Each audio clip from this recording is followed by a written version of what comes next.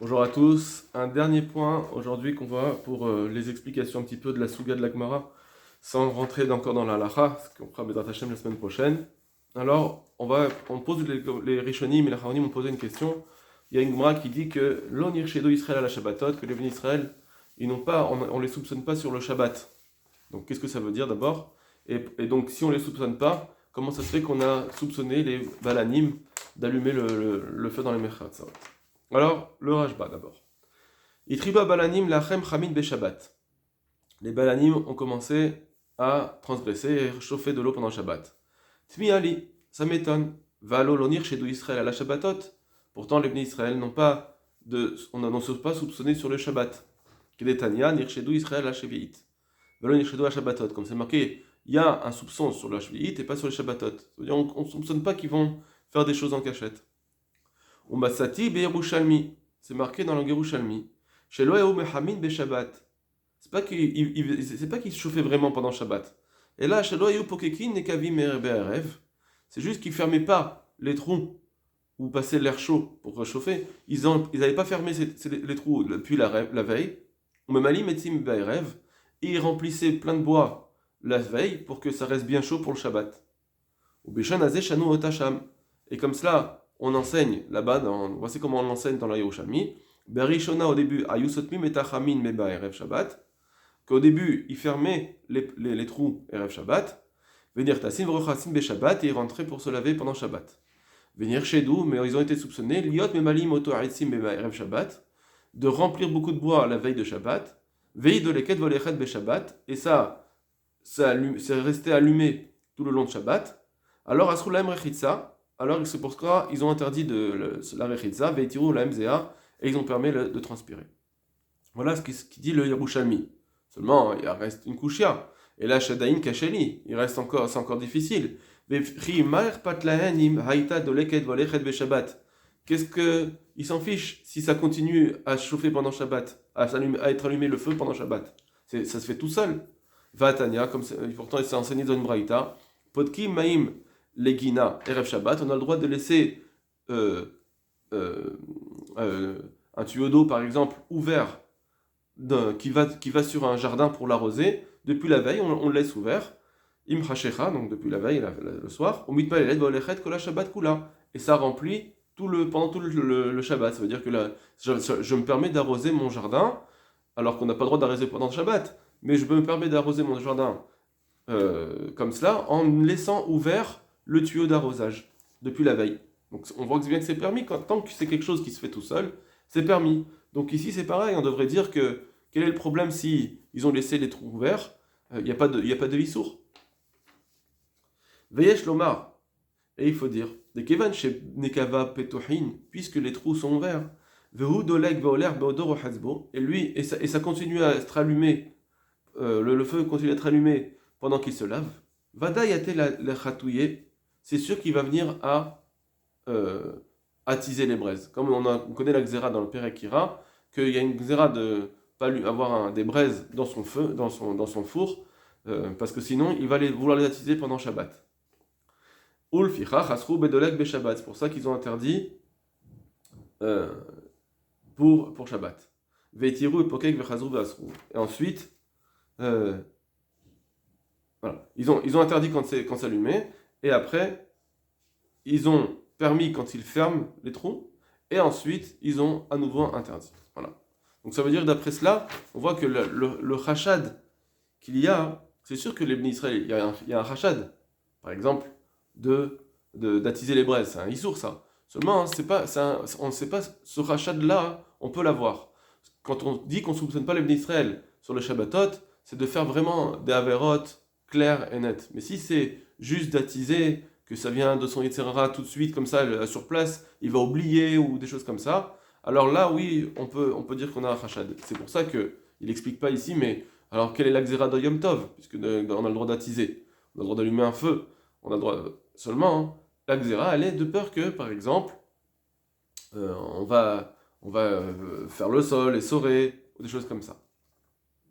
Enfin, ou sauf d'après le Rashba et le Tosfot, qui disait que c'est parce que s'il allume pour se laver tout le corps, alors ça aussi, attiser les braises à ce moment-là, ça sera un interdit en soi Minatora. Ok. Ça, c'était d'après le Rashba. Le Pnei Yoshua et le Slach vont donner deux autres explications qui sont des Acharonim. On voit. Sham itrilou la balanim lachem Shabbat. Ils ont commencé les balanim de chauffer pendant Shabbat. Iksha Rashba, Zal, le Rashba a posé la contradiction. Bechidushav dans ses Chidushim. Vechin Yirshedu Israël al Shabbatot, Aïnsha. Est-ce que les Israël ils sont soupçonnés sur les Shabbatot? Var Ketavti Leil Belashon Rashi. Or, pour cela, j'ai déjà écrit au sujet de Rashi, Dibour Anatril Bekli, des Léchit Ato, que d'après, pour Rashi, Sham là-bas, Ate Shapir, ça va bien. Selon Rashi, comment il explique Rashi, la Gemara, ça va bien. Hadekama Racha Itrilu Abalim Lachem Beshabbat, ce qu'ils ont commencé, ce qu'on dit que les Balamis ils ont commencé à chauffer pendant Shabbat. Qu'est-ce qu'ils faisaient en fait? Aïnou Shayun Otnim Tsonan Betor Rachamin. C'est pas qu'ils allumaient le feu, c'est qu'ils mettaient de l'eau froide dans l'eau chaude. Or, quand on met de l'eau froide dans l'eau chaude, l'eau froide va commencer à cuire. Ça n'interdit. Comme on dit, Tata Agavar, le bas, c'est lui qui est toujours le plus fort. Et donc, on ne dit pas que quand tu mets de l'eau froide, eh bien, l'eau chaude, elle va se refroidir. On dit que non, l'eau chaude va réchauffer l'eau froide. Encore dans une certaine mesure, on ne va pas rentrer dans la lachote, mais ça fait que, en tout cas, l'eau froide qui rentre, elle va commencer à chauffer et cuire. Et c'est une vraie cuisson. Eux, ils ont cru, mais qu'elle savrait des charrets Betol-Dataour. Eux, ils ont pensé que c'était permis quand c'est Tol-Dataour. Ça veut dire, si je mets de l'eau froide dans une marmite et qui cuit directement sur le feu, ça c'est sûr qu'ils savent que c'est interdit. Mais ici, c'est de l'eau chaude qui a cuit avec du feu, mais maintenant on l'a enlevé du feu. Et c'est une bassine d'eau chaude. Et là, je vais mettre de l'eau froide là-dedans. Ils ont cru que ça c'est pas un interdit de la Torah. Ils ont cru que c'est pas un interdit. Et c'est pourquoi là il y a bien un rachad. Donc d'après Rashi, on peut comprendre qu'il n'y a pas, que effectivement ici on peut soupçonner, parce qu'ils peuvent croire que c'est permis de faire ça, alors que c'est interdit. Et là, des Belabari. Mais, de toute façon, même sans Rashi, la couchée du Rashba, je peux leur répondre, même sans Rashi. Le Yadana m'a caché les Rashba. Je ne sais pas quelle est la couchée du Rashba ici pour en faire tellement de difficulté. Zal.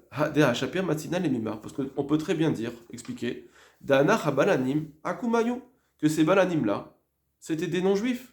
Vayou Besikim Beta Mechatz à l'Israël. Et ils allumaient le feu d'un Beta Mechatz, par exemple, qui appartenait à un juif. Et donc ça interdit midera banane, effectivement, de se laver dans un truc où un non-juif il fait une melacha pour un juif. Là, c'est un interdit, on peut pas en profiter. Obéir chez Rouban Israël, ou bien c'était leur merchatz à eux, aux non-juifs, mais seulement c'était dans une ville où la majorité sont des juifs, donc on sait très bien qu'ils allument le feu pour les juifs, et donc ça s'appelle profiter d'une melacha d'un non-juif qui a été faite pour un juif, c'est un interdit midera banane. Et donc ça, c'est ça le rachad, que les balanes, ils mettaient non-juifs, et donc on a un rachad qu'il profite d'une melacha qui a été faite par un non-juif. Ou Bekai Gavna, dans ces cas-là, c'est sûr que c'est interdit de se laver, puisque c'est profiter d'une melacha d'un non-juif. Or, ce qui est marqué dans la braïta plus haut, c'est marqué là-bas, depuis le moment où les Ovrei Avera, les gens ils ont commencé à transgresser, alors on a commencé à faire la xéra. Ça voudrait dire un petit peu que c'est eux-mêmes qui transgressent, pas que c'est un non-juif, avec l'aide des non-juifs. On dirait c'est le non-juif, le juif directement qui transgresse. Mais là, en fait, c'est pas vrai, parce que cette phrase-là, c'est pas sur les balanim. C'est pas que les balanim, ils ont commencé à faire des avérotes. Les juifs, ils ont commencé à faire des avérotes. Comment? À travers ces balanim non-juifs. Et là, à l'Otan Israël, ça concerne, c'est au vrai avéra, on parle des Bnei Israël, Shayur Ochatsim, qui allaient se laver au Mézine ou se faire transpirer, dans cette eau-là, qui est les Mashma et Adia, comme on comprend de façon explicite la Mimra de Rava, ce qu'a dit Rava, Bessamour. Comme il dit Rava, des man d'avoir des Rabanan, que quelqu'un qui transgresse un Issour des Rabanan, Chalere les Mikrele Avariana, on peut l'appeler un Avarian, quelqu'un qui transgresse. Pourquoi? Parce qu'effectivement, c'est un Issour des Rabanan de les profiter de cette Melacha qui a été faite par un non-juif. Kemo Shipiresh Rachid Adia, comme le Rachid l'a dit explicitement. Ken Ireli, les filles Shitat Rachid, Eleil, comme ça il me semble d'après Rachid, et là des Mishan Yerushalmi Shevier Rashba lo Mashmaken. Mais du Yerushalmi, c'est pas Mashma comme cela. Parce que d'après le Yerushalmi, on a dit qu'ils avaient laissé les trous ouverts, etc. Bon. Maintenant, on a une autre explication du Tzlach. Ulfea Neodati Sheikar Xerat Rachamim Aïta Alabalanim Mitrila. Au début, l'essentiel de la Xéra a été faite pour les balanim, Shehem Chachotim Leachem Beshabbat, que eux, oui, effectivement, on a un Chachad qu'ils allument pendant Shabbat. Parce que là, ça s'appelle un Esek, c'est un commerce. Dans les commerces, effectivement, on peut dire qu'il y a un Chashad. Mais chacun dans sa maison, il n'y a pas de soupçon. Ça veut dire que ce qu'on a dit dans la Gemara, qu'il n'y a pas de soupçon, c'est effectivement, on ne soupçonne pas les Bnei Israël quand c'est quelque chose qui les concerne à eux-mêmes. Mais quand on parle d'un commerce, etc., alors il y a plus de tentation, et donc là, oui, effectivement, il y a un Chashad. Et on aurait dû interdire de se laver que dans les mechatz, c'est pas dans les maisons, puisque les Bnei Israël, ils ne sont pas chachodim dans leur maison, donc on n'aurait pas dû leur interdire de se laver dans leur maison. Et là, chez Gazrou et Chitza Bebeto, seulement, ils ont dû faire la xéra de se laver dans leur maison, Bechamin Shumu Berev Shabbat, avec de l'eau qui a été chauffée Erev Shabbat, Atum Mechatz. Ça veut dire que l'eau, quand ils sont dans leur maison, on n'est pas rochette qu'ils vont se laver avec de l'eau qui a été chauffée Shabbat, donc ils vont se laver avec de l'eau Erev Shabbat, qui a été chauffée Erev Shabbat, et ça, la xéra, elle est de peur qu'ils vont, si on permet ça, on va permettre aussi de se laver dans un mechatz qui a été chauffé Erev Shabbat. Et bien que le mechatz lui-même, Chamin Shurmum Erev Shabbat, quand c'est de l'eau qui a été chauffée Erev Shabbat, ou Mishum Xera, c'est déjà une Xera. Donc ça fait deux Xerot. Mishum Chamin Be Shabbat, c'est une Xera de peur qu'ils vont allumer pendant Shabbat. Alors, Yermiru Bed Barze, malgré tout, ils ont fait une Khumra, Vecheshvu Chadal Xera, ça s'appelle une seule Xera. Bien que normalement ça s'appelle deux Xerot. Chez moi, Erev Shabbat, ça m'est interdit Xera à cause de le Mechatz Erev Shabbat, et le Mechatz Erev Shabbat lui-même, c'est une Xera tous de Shabbat. Donc c'est une Xera les Xera, malgré tout, ils ont considéré ça comme une seule et même Xera. Aval Chamet Veria, mais quand, par contre, on parle de l'eau de Tibériade, l'eau Asrou, au début, eux, ils n'ont pas interdit, Vainu Bebetam, ils n'ont pas interdit dans leur maison. Parce que ça fait encore une autre Xera, de dire que je ne vais pas me laver avec de l'eau de Tibériade qui coule chez moi, par exemple, imaginons, à tout de l'eau qui est chauffée, parce que sinon un jour je vais dire que c'est de l'eau de Tibériade, mais en fait c'est de l'eau qui a été chauffée Erev Shabbat, et l'eau Erev Shabbat, à tout Mechatz, et Mechatz, à tout, donc ça fait Xera, l'Exera. Aval le Mechatz, Gam Bachamet Tibériade Asso. Par contre, quand on parle du Mechatz lui-même, même utiliser les eaux de Tibériade, donc des eaux chaudes, naturelles, là aussi ça, ils ont interdit. De la même façon qu'ils ont interdit dans un Mechatz de l'eau allumée Erev Shabbat, chauffée Erev Shabbat, ils ont interdit aussi de l'eau dans un Mechatz, de l'eau qui vient de Chamet Tiberia. Charé, parce que voilà, Keshem Shichachodim Alabanim Lachem Beshabbat, parce que c'est logique, de la même façon qu'ils sont soupçonnés de chauffer de l'eau pendant Shabbat, Velomar Marev Shabbat Urkmo, de dire qu'en fait ils ont été chauffés Erev Shabbat. Alors Gam Kani Hamou Beshabbat, alors là aussi pour le Chamet Tiberiad, ils vont dire non, ils vont chauffer pendant Shabbat, Veomru Chamet Tiberiad Hem, ils vont dire que c'est de l'eau de Tiberiad. Donc c'est pour ça que de la même façon que tu ne peux pas te laver avec de l'eau qui a été chauffée Erev Shabbat, parce qu'ils vont allumer pendant Shabbat, pareil avec l'eau de Tiberiad, tu ne peux pas te laver parce qu'ils vont être soupçonnés d'allumer pendant Shabbat. Après, quand ils ont interdit aussi Chamé Tiberia Aïnou Babetam, après ils ont interdit l'eau de Tibériade même dans leur maison. C'est ça la deuxième xéra qu'il y a eu, c'est qu'ils ont interdit même l'eau de Tibériade dans leur maison, même dans leur maison. Pourquoi? Parce qu'ils vont dire, en fait c'est de l'eau qui a été chauffée Erev Shabbat, ils vont dire que c'est Chamé Tibériade. Donc ça s'appelle vraiment Xéra, l'Exéra. C'est pas qu'on a interdit de l'eau de Tibériade parce que sinon ils vont chauffer de l'eau pendant Shabbat, chez eux. Non, c'est pas ça la crachade. Ils vont dire que c'est Chamé Tibériade. Non, ils n'ont pas interdit Chamé Tibériade parce que sinon ils vont allumer pendant Shabbat. Non, ils ont interdit Chamé Tibériade dans leur maison. De peur qu'ils vont allumer, ils vont dire que c'est de l'eau qui a été chauffée Erev Shabbat. Et l'autre qui était Erev Shabbat, c'est une de peur que là, dans les Mechatz, ils vont aussi se laver avec de l'eau Erev Shabbat, et finalement, ils vont allumer le feu pendant Shabbat. Chez les Chalel, le Shabbat Beyadaim, le Roneshredu Chagabalanim. Parce qu'on ne dit pas que l'eau de Tibériade, on l'interdit dans les maisons, de peur qu'ils vont allumer de l'eau pendant Shabbat, parce que on n'a pas de Chachad quand c'est des individuels, c'est que le Chachad, il est que pour les Balanim. Ou le Basaf, ou chez Nadavar Omed, et à la fin, finalement, ils ont permis Chamet Tiberiad parce qu'ils ont vu que ça ne pouvait pas tenir.